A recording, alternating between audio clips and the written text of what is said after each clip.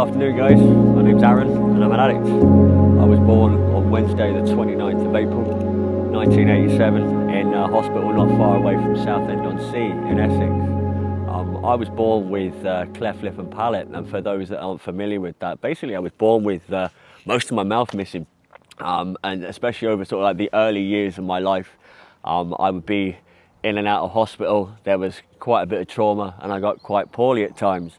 I was acting out a lot, obviously over confusion and everything else. I was angry. I was angry at my parents because I felt like they kept things from me. I was angry, really full of resentment at the fact that they'd taken me away from what was largely a happy life to... Well, that was hell, guys. I'm not gonna lie. There were plenty of times where I'd fight back, and there was two entrances, or entrances out of my secondary school. There was the front gate, and then there was a side gate, and at the side gate there was a blind bend. And I remember walking past there one time. I got knocked clean off my feet, and I had my hands and my ankles tied together, and they beat 7 shades of you know what out of me. And that happened more than once. The harder I fought back, the harder they came after me. I was just I went from this meek and mild-mannered kid to this lad that was just full of rage. I hated everything. I didn't understand myself. I didn't feel like I had, as much as I was around my family, I stuck out like a sore thumb. And I was acting out quite a lot to my dad. We were having a lot of difficulties. I started feeling like I was a bit of a package deal because I felt like he was treating my brother differently. And there were a few arguments I'd have with him, and he'd turn around and say to me, "You're not going to ruin my marriage." Now, how do you think that makes me feel? This man's supposed to love me and protect me and everything else, but it just felt like he cared way more about mum than he did about me. You know, so I was feeling lost and I was acting out. And when I was 15, 15, we went on holiday and things were getting pretty hairy between me and Dad. And my mum took me to one side and he said, "Look, he's doing absolutely everything that he can do. And oh, by the way, your real dad beat you up when you were a baby. That's why you don't know him. That's why he signed his life away." So all of a sudden, this just brings all of these feelings like I did not know where I was. I was going through all the bullying, all the loneliness, absolutely everything. And September 2002, when I was 15 years old, I tried to kill myself. I had a bottle of vodka, a load of paracetamol, and went to town. Didn't work. I left school and I started college, and college was pretty cool because none of the kids that were bullying me were there, for want of a better reason. I wasn't going to try and be polite. And I found a group of people that I really liked hanging around with. They were smoking a lot of weed. I smoked quite a bit of it, but it wasn't for me. But one thing that I did like was the alcohol. And the signs were there straight away that once I started, I couldn't stop. You know, I was always the first to get into a mess at parties. I'd drink to blackout. I'd wake up the following day not remembering what had gone on. And that was consistent for about 3 years. I was getting into a lot of fights. I was just angry. I'd go out and start fights so that one of them would crack me on the jaw and I had license to go and do what I wanted to do, which obviously isn't the right thing to do. And then when I was about 19, one of my friends introduced me to speed, and that was it. You know, I could numb the feelings that were in my head and in my heart and not have to worry about getting into fights and everything else because the euphoria was completely different, and that was me hooked. I did what everyone does, you know, and I lived for the weekend. But it was every weekend, and it started to become that I was always the last person left in the kitchen. You know, one day would turn into 2, would turn into 3. Then I was using on weekdays, but obviously speed wasn't that destructive for me. But this went on for a consistent period of time. It was around then that I started stealing from my family for the first time. And I had sort of like an intervention. Shortly after that, I got into a relationship with one of the girls I knew, and I calmed down pretty much, you know. I got out of the house, moved out when I was 22. Sorry, I was 21. You know, and again, you know, I was doing all the things that young couples in love do, but I still like to sesh. And I got introduced to a lad called James.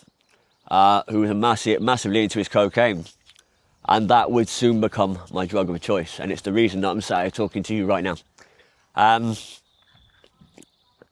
In 2010, I split up with the girl I was with because I chose drugs over her. Yeah, life on drugs and the sesh was more important. And then for the next year, I was just angry again, lonely, just using on my feelings all the time.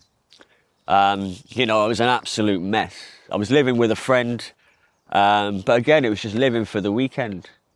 In January 2012, I met the soon-to-be mother of my children. Again, we both drank, we both used, but it was only ever at the weekends. My daughter was born in February 2014, and I decided, right, I've got to sort myself out.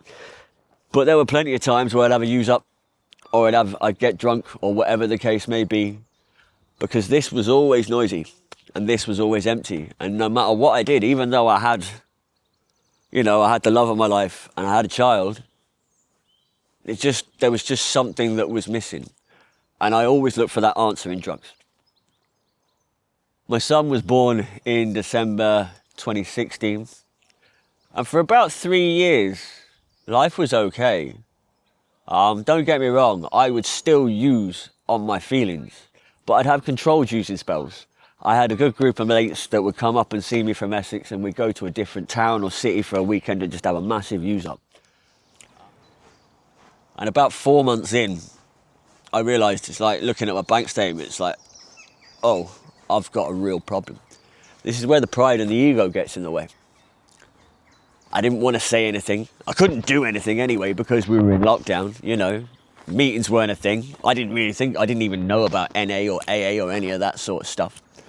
It was my mum that called me out eventually because I was borrowing money at the end of every month.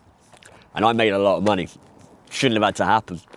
And she's called me and gone, Aaron, you're either gambling or you're sniffing again. Mother knows best. So I had to come clean. I outed myself on Facebook in 2021. And I made a promise that I'd get better. But I'm not going to sit here and lie to you. I didn't. You know, the ego got in the way. And there was so many things going on in my life that I made excuses for why it's not to get better. And that's a disease of addiction for you. It wants to keep you there.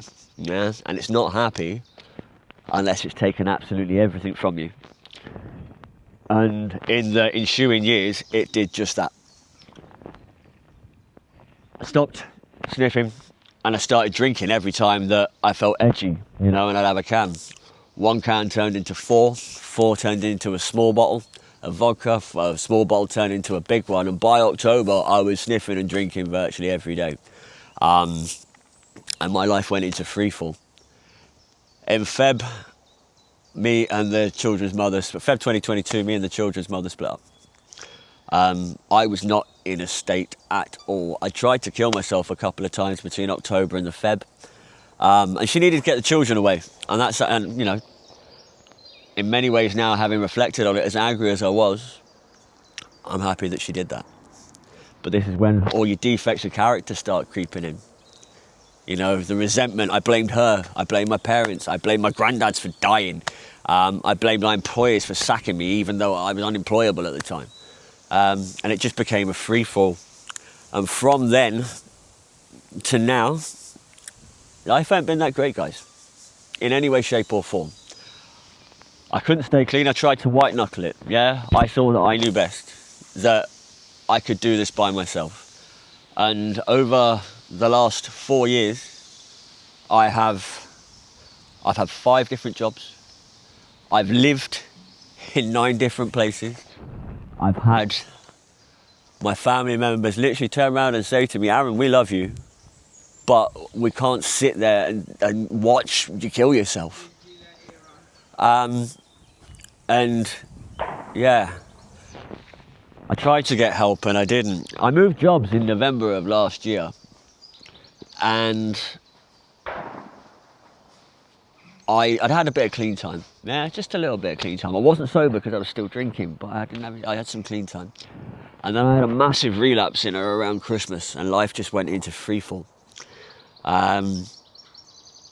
In a big, big way. I mean,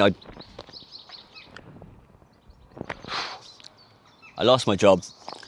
I lost my home. Fortunately, I've got a very good friend, and my aunt and uncle made sure that I wasn't homeless for the time being.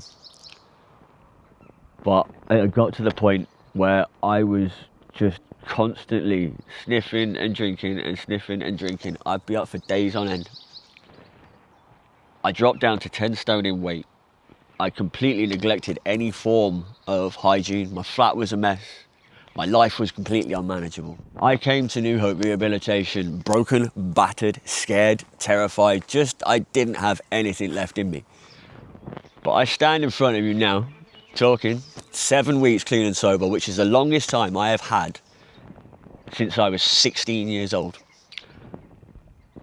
Rehabilitation's changed my life, even in this short space of time. I came into rehab thinking that I was the biggest piece of crap on the planet, but I'm not that man today.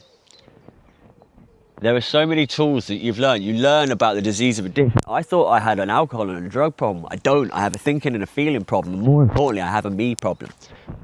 And this is where the magic happens. I'm surrounded by 14 people that are just like me. They have the same understanding. We've done all the horrible, crappy things to society. We've all been beaten to our knees by our addiction, but we're here all to get well, and we're all pulling in the same direction. We're all in the same race, and nobody's tripping the other up. If you are scared, if you're anything like me, pick up the phone. It will, I promise you, it will be the best thing you've ever done.